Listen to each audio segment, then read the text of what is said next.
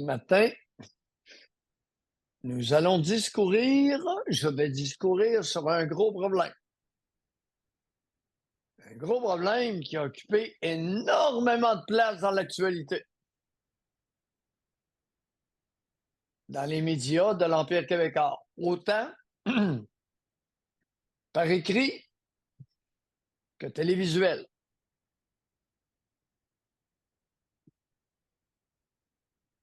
Et je parle de la Grèce. Première fois qu'on voit ça, je me demande si le décès, les funérailles de Guy Lafleur ne sont pas battus. Alors, les amis, dans les journaux de l'Empire québécois, 1, 2, 3, 4, 5, 6. 6 pages samedi et dimanche.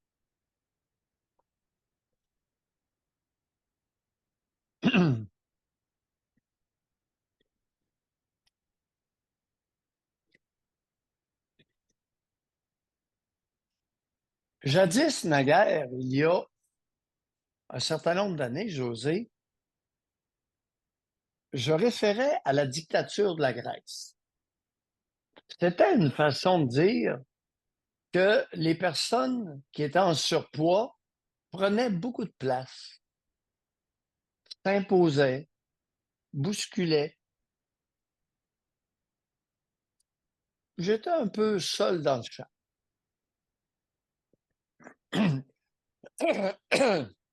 Mais là, samedi, quelle ne fut pas ma surprise,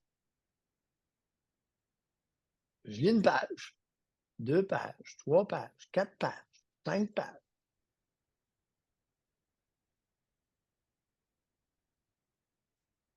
Ouais, 6 pages.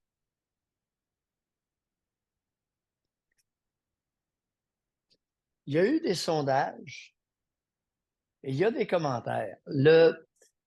Écoute, c'est une charge qui est menée par, j'ai l'impression, les nutritionnistes et un certain Benoît Arsenault. J'ignore ce qu'il fait dans la vie. Et la charge est assez acerbe contre les femmes médecins de famille. Il n'y a qu'un seul homme, un seul médecin, c'est un gynécologue. Dans toutes les vignettes, les tableaux cliniques présentés. On nommera pas les personnes. Elles ont été courageuses, elles se sont exprimées. Je ne Lui, mentionnerai c'est pas un leur nom. professeur à la faculté de médecine de l'Université Laval, Ah oui? Eh ben, Benoît Arsenault.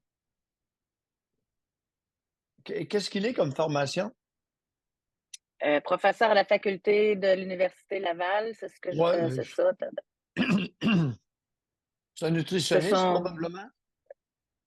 professeur à la faculté de médecine et chercheur spécialisé dans les risques cardio-métaboliques. Un biologiste, quelque chose. En tout cas, toujours est-il que, premier élément, José, c'est que les statistiques, sondages, c'est toujours intéressant. Fait saillant du sondage sur la grossophobie. Les médecins arrivent en tête des professionnels de la santé qui ont fait preuve de grossophobie médicale. Ben oui, ils sont médecins. Le mot médical probablement est trop de grossophobie. 36%, le tiers des gens qui se disent avoir été victimes de grossophobie, la provenance dans le tiers viendrait d'un professionnel de la santé. Mais ce qui est intéressant, c'est lorsqu'on genre. 48% pour les femmes. Une femme sur deux. Une femme sur deux. Une femme sur deux se plaint de ne pas Ben, avoir été bien. une victime de grossophobie sur deux. C'est pas une femme Oui. sur deux. une femme sur deux qui est en surpoids ou obèse se plaint d'avoir été mal reçue, principalement par sa médecin de famille. Bon, c'est intéressant. C'est ce qu'elle rapporte.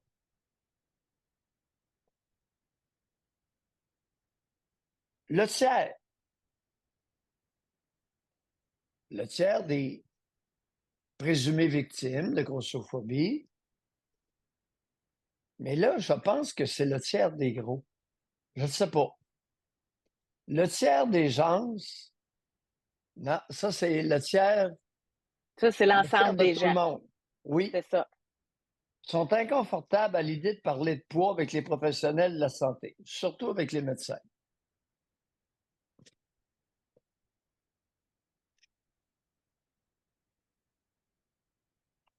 C'est assez particulier.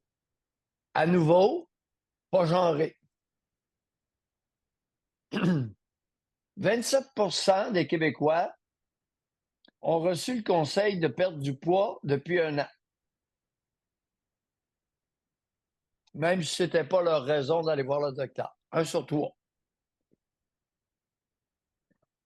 Écoutez, ça fait longtemps que je vous dis qu'en haut de 40 ans, 2 sur 3 sont gros. Bien, là, la statistique, c'est 25 des Québécois.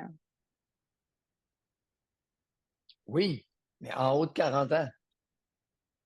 En haut de 40 ans, c'est pas 25 %. C'est que chez les jeunes, il y en a moins. Puis chez les plus vieux, en haut de 45 ans, ben là, c'est le 2 tiers.